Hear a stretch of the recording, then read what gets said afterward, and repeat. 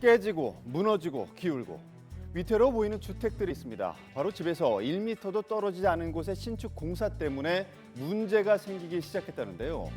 장마철이 오기 전 해결하지 않으면 안전에 심각한 문제가 생길 수 있다고 전문가는 경고하지만 주민들 막막함을 호소하고 있습니다. 자세한 내용 날에서 취재했습니다. 문제가 일어났다는 경기도 성남시의 한 주택가를 직접 찾아가 봤습니다. 무슨 피해가 있었던 걸까요? 단 하루도 편하게 잠을 자본 적도 없고 불안한 마음에 하루하루 지내고 있어요. 계속 물이 침수되니까 이 물에 이게 지금 보수가 해놓은 꼴이라고 해놓은 거예요. 지금 저기서 이번 공사로 다 이제 깨진 것입니다. 인근 공사로 곳곳이 갈라지고 깨졌다는 것. 지난해 11월 위층으로 올라가는 계단이 무너지는 일도 발생했다는데요. 30년 이상 된 건물이지만 공사 시작 전에는 멀쩡했다고 합니다. 이렇게 다 받쳐놨네요. 거의 지금 분리가 되기 직전이거든요. 보시면 저 밑에 계단 보이시죠?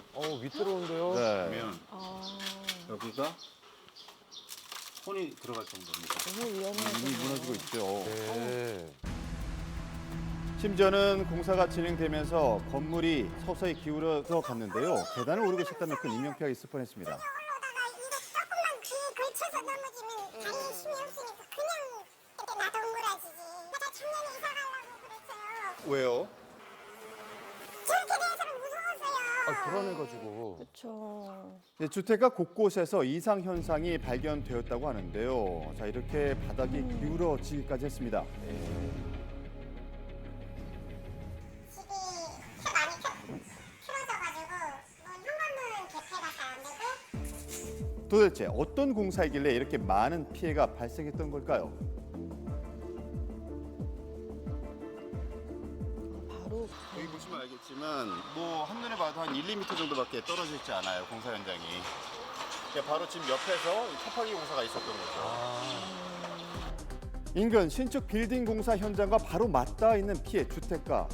공사장과 건물 사이 거리는 성인 남성 한 명의 어깨 너비만큼 좁은 공간이었습니다.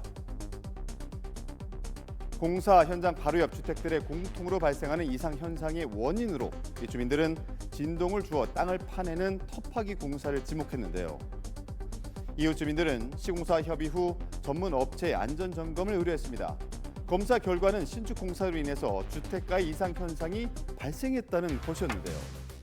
법원 역시 같은 판단으로 지난 11월 공사 중지 가처분 3개월 결정을 내렸습니다. 그런데 3개월이 지난 지금 공사는 다시 재개된 상황. 과연 이제는 안전한 것일까요?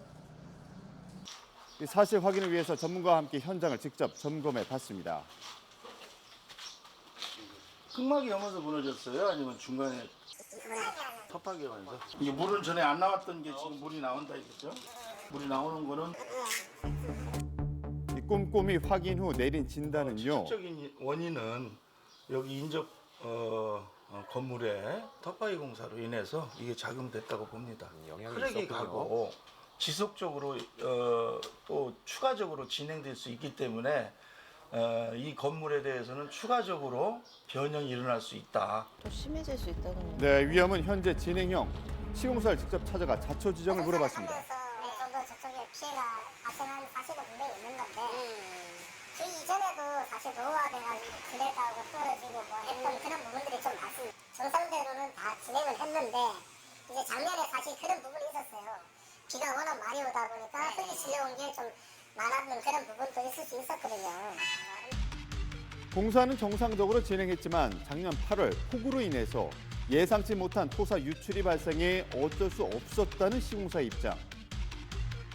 보상에 대한 매뉴얼 자체가 시에서도 이런 거에 대한 어떤 딱히 가르침이나 이런 것들이 자연하게 있는 건 아니에요. 그렇다 보니까 일단 원만하게 협의를 보는 게 그쪽도 최고 좋은 거니까 보상 문제로 가고 그냥 아니면은 일부 보수 보강을 하고 얼마 이자를 이렇게 받아내지. 지자체가 중재에 나서줄 것을 바랬으나 도움받기 어려웠다는데요. 일단 허가는 이제 건축법상 이제 나중에는 허가가 나가는 거고 건축법대로 이 공사하는 현장에 대해서는 건축법을 적용해가지고 그게 위배되는 게 있으면 당연히 저희가 행정조치라든지 법적 제재를 하는데 이제 인적건물에 대한 피해에 대한 부분은 저희가 이제 감지할 수 있는 그 근거가 없어요. 사실. 어떻게 죽고 하는지 그런 건 없어요. 피해가 있다고 해도 나설 수 있는 관련 규정이 없다는 것이었습니다. 법원에서 보강공사를 하라는 주문을 내릴 수가 없어요. 왜냐하면 법이 없거든요. 다만 이 3개월을 중지하라는 이유가 뒷배경을 본다면은 3개월 동안 공사를 중지하고 더 이상의 피해를 방지하기 위해서 이 3개월 동안 이 집안을 튼튼하게 하든가 어떠한 대책을 세우고 합의를 보라는 취지일 수는 있어요. 보수와 보강공사를 진행하기 위해서는 피해 주민들과 시공사 간 협의가 필수인 상황. 이대로 둔다면 더 큰 사고가 생길 수 있다는데요. 장마 오기 전에 물이 침투되지 않도록 빨리 보완을 해야 된다고 봅니다.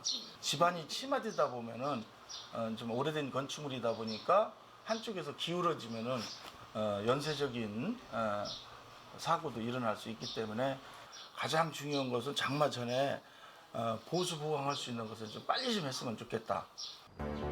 전문가의 경고처럼 한시라도 빨리 대책을 마련하지 않는다면 돌이킬 수 없는 일이 생길지도 모릅니다.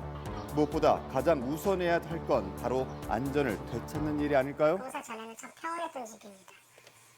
아무 문제가 없었고요. 평온하게 그런 생활 옛날 공사 전 그 평온한 생활을 하고 싶습니다.